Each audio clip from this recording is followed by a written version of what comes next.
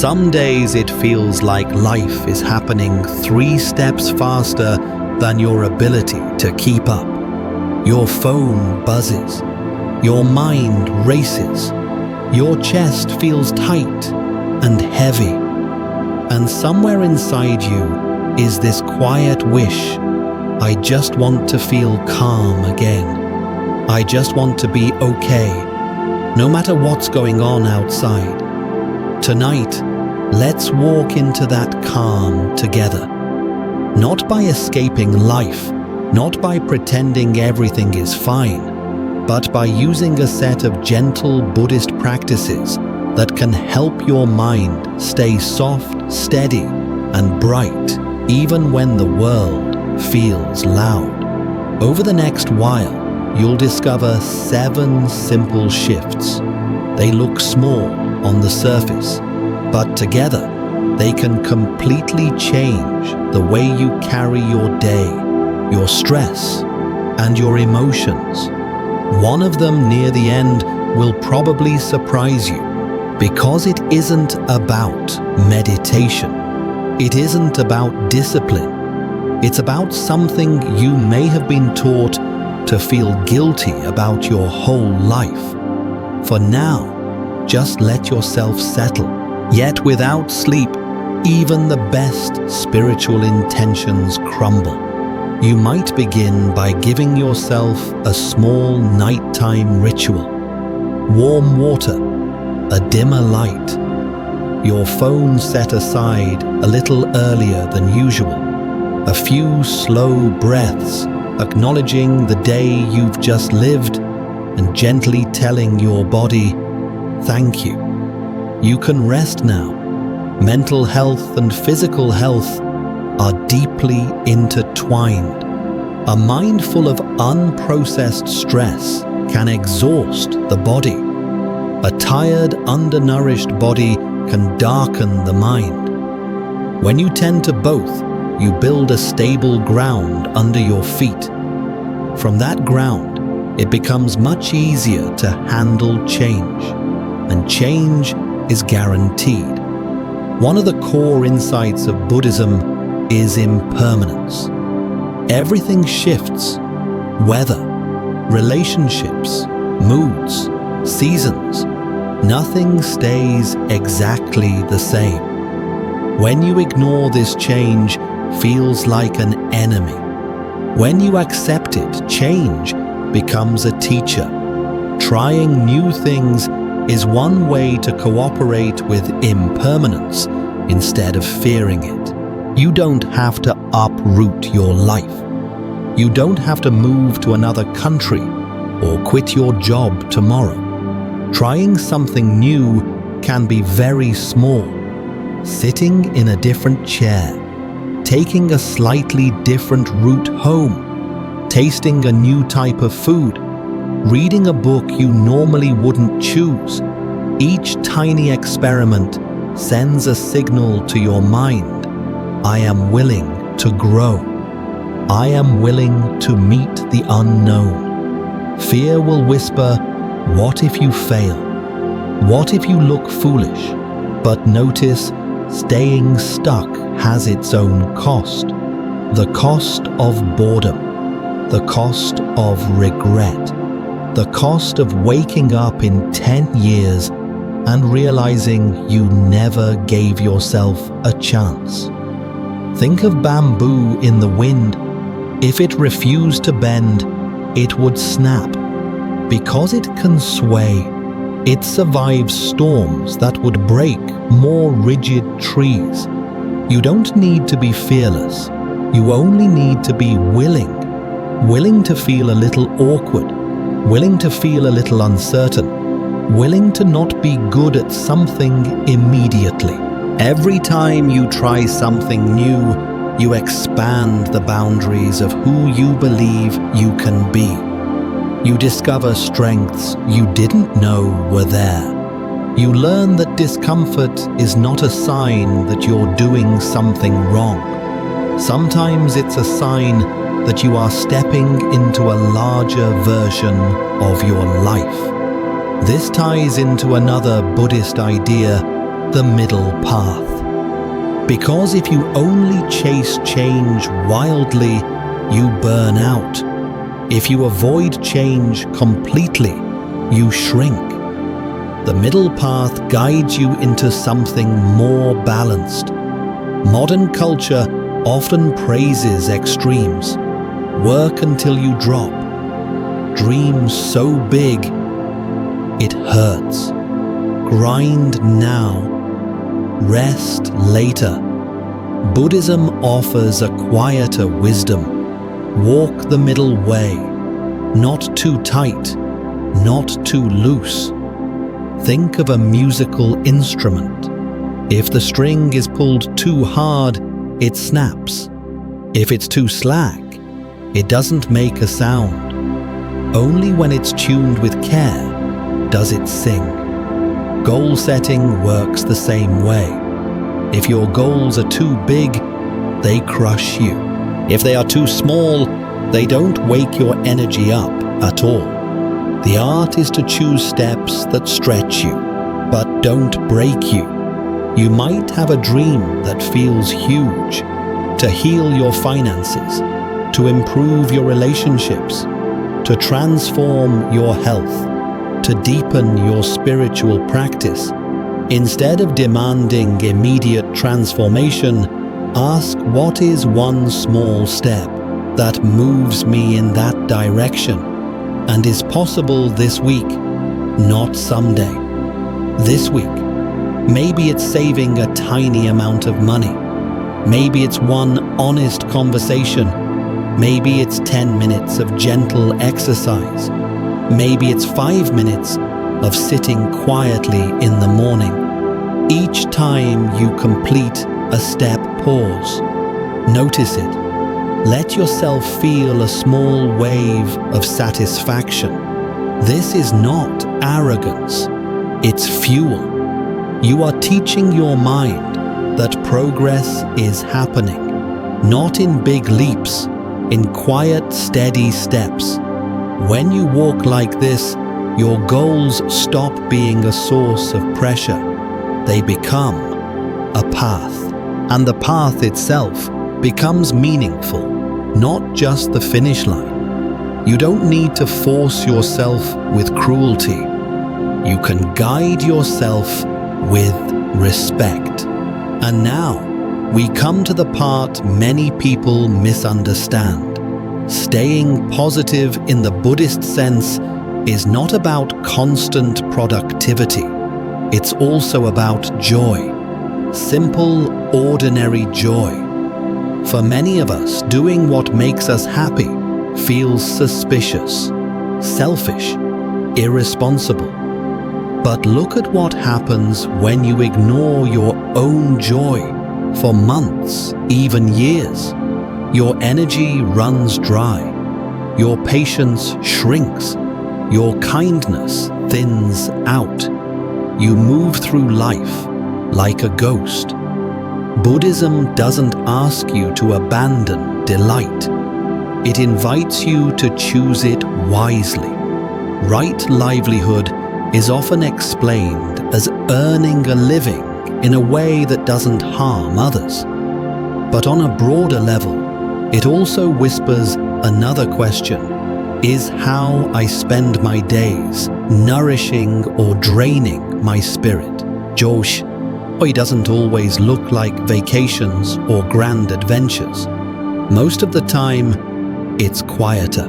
A walk under trees, listening to music that opens your chest, creating something with your hands, laughing with someone who understands you, sitting in silence with a cup of something warm. These are not distractions from the path. They are part of the path. You can make a simple list of things that genuinely lift you, not things you think should make you happy, things that actually do. Reading, swimming, sketching, cooking, gardening, calling a particular friend, watching the sky change color, Then instead of waiting for free time to magically appear, you gently protect small pockets for these activities.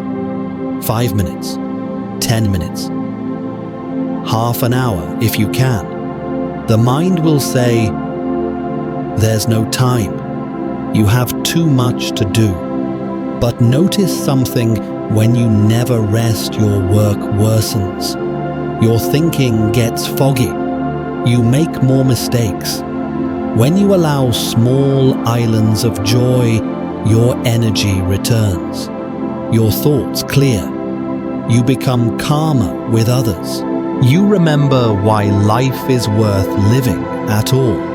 This is the twist many people don't expect. Doing what makes you quietly happy is not selfish. It is a form of responsibility, because a nourished you is a kinder you, a more patient you, a more present you. Joy is not the opposite of seriousness.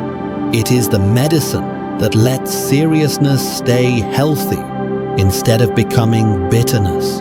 So now you have 7 gentle threads in your hands, being here in this moment instead of being lost in past and future, noticing and appreciating what is already good, speaking to yourself as you would to a dear friend, treating your body as a living temple, not a machine, welcoming change by trying new things, walking the middle path with small, meaningful goals, allowing simple joys to feed your spirit.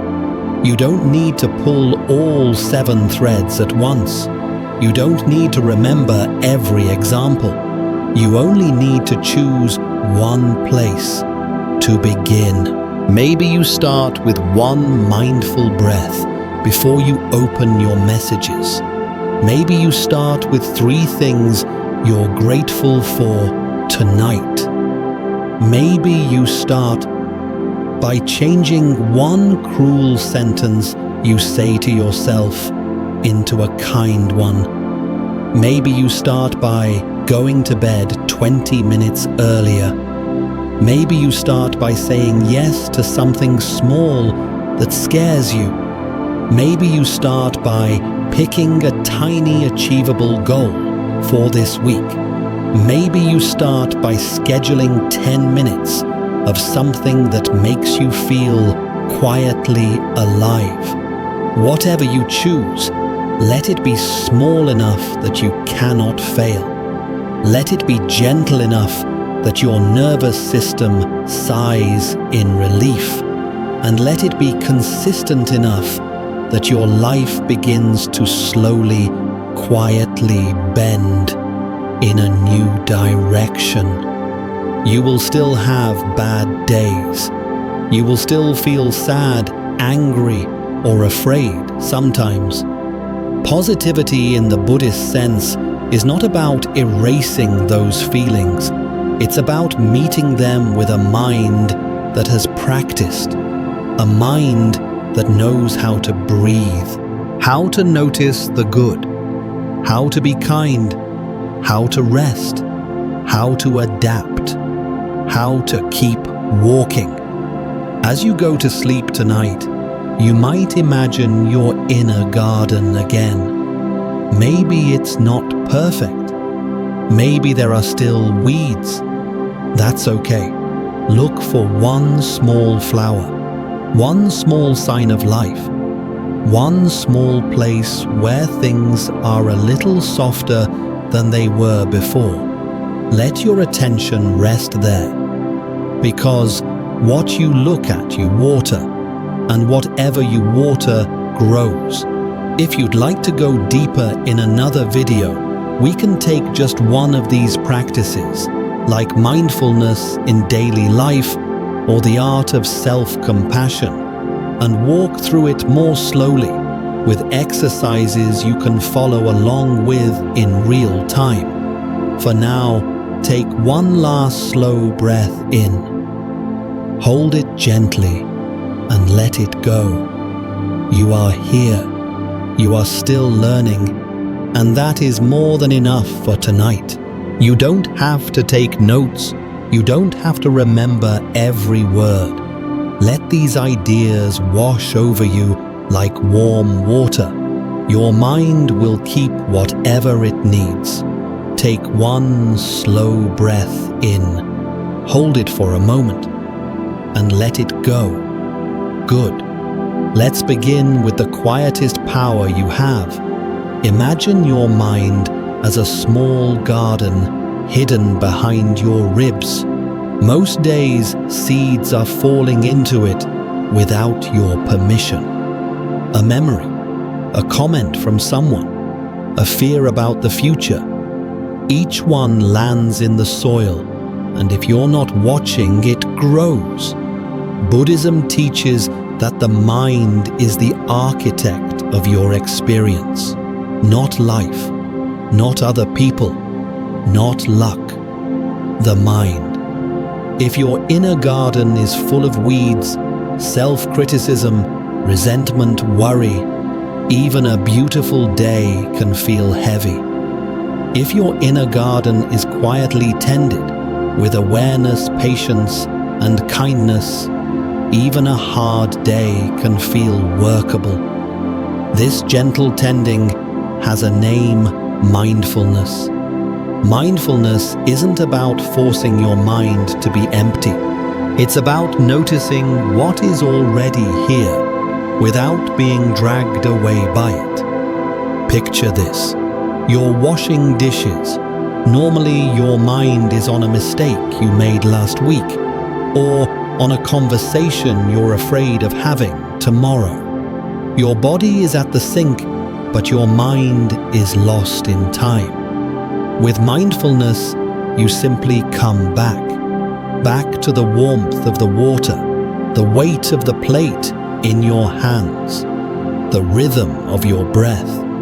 You're not trying to be positive by fighting your thoughts.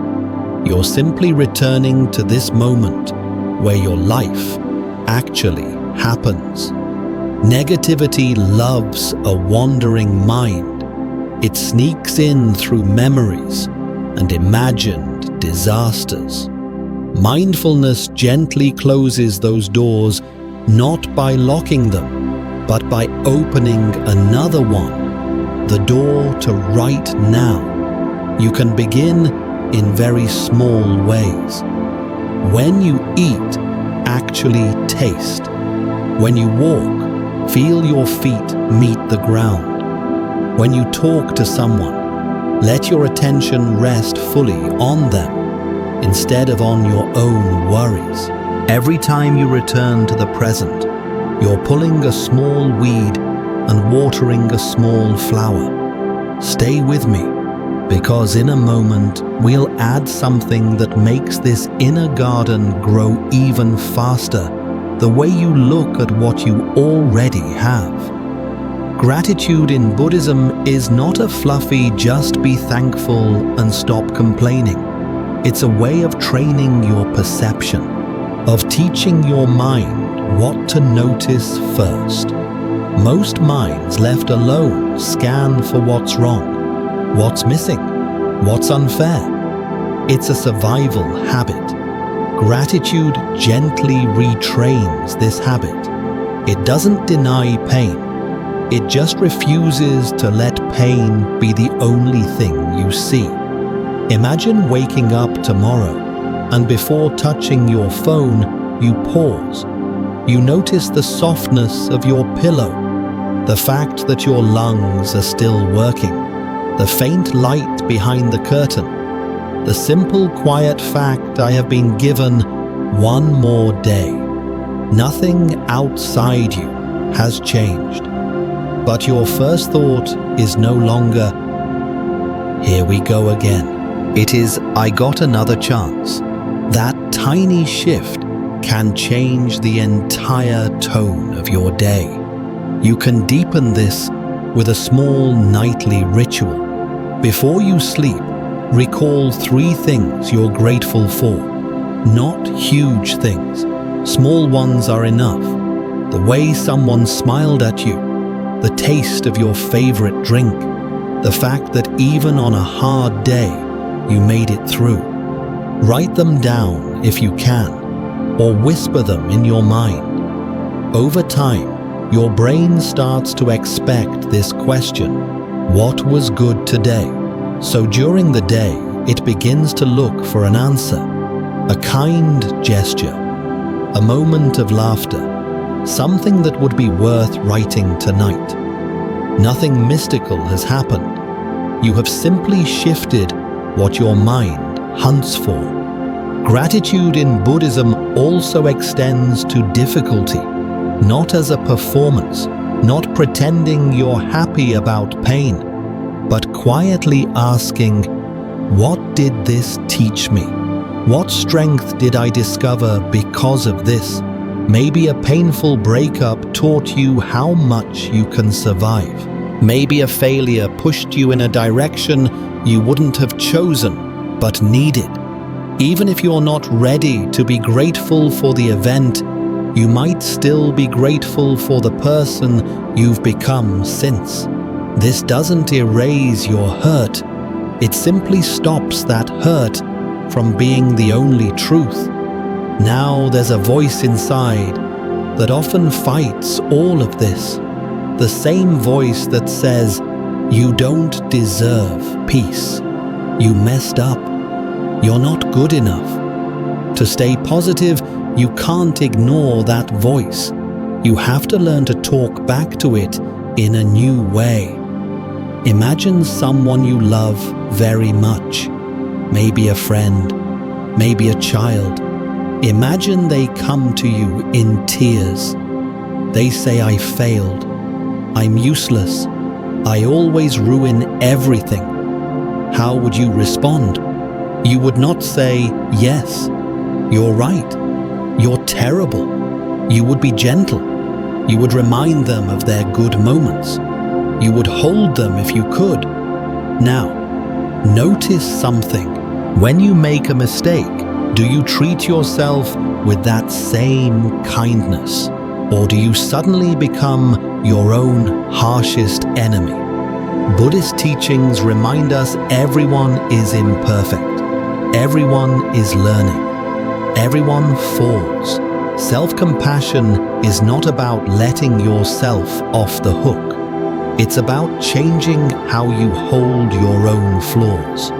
When you mess up, instead of saying, I'm hopeless, you can say, that hurt. I wish I'd done better, but I am still worthy of love and growth. This may feel fake at first. That's okay. For years you've practiced talking to yourself in a cruel way. You're simply learning a new language. You can begin by watching your inner dialogue. When you notice thoughts like, I'm stupid, gently pause. Ask yourself, would I say this to someone I care about? If the answer is no, it doesn't belong in your mind either. Then offer yourself a new sentence. I made a mistake, but I am learning. I feel lost, but I am trying. I am not perfect, but I am still enough. You don't need long speeches. Short, honest phrases are enough. If you like, you can sit quietly for a few minutes each day, breathing slowly and silently, repeating one kind sentence to yourself. I am worthy of patience. I am allowed to rest. I am doing the best I can with what I know right now. This is not about inflating your ego. It's about creating a soft place inside your own chest where you can land when life knocks you down. When you become your own ally instead of your own bully, positivity stops being a performance. It becomes a byproduct of the way you treat yourself. But there is another piece you can't ignore. You are not just a mind. You are a mind living inside a body. And that body is part of your path. Buddhism often compares the body to a temple, not a perfect polished temple in a magazine, a living one, weathered by time, carrying marks of what it has survived. This temple is how you move through the world, how you hug people, how you breathe in fresh air, how you sit, walk, laugh, and rest. Caring for it is not vanity, it's gratitude in physical form. You don't have to follow a rigid routine. Start with 3 simple questions. What am I feeding this body? How am I moving this body? How am I letting this body rest when you eat? Imagine you are making an offering to your own temple. Sometimes that offering will be very healthy. Sometimes it will be a small treat, enjoyed fully and without guilt. The important thing is the awareness behind it. Is this nourishing me or numbing me? Movement doesn't need to be extreme. A short walk, gentle stretching, a few minutes of dancing in your room when nobody is watching. Your body is built to move, and when it does, your mind often becomes lighter too. Rest is where most of us struggle. We treat sleep like a luxury instead of a necessity.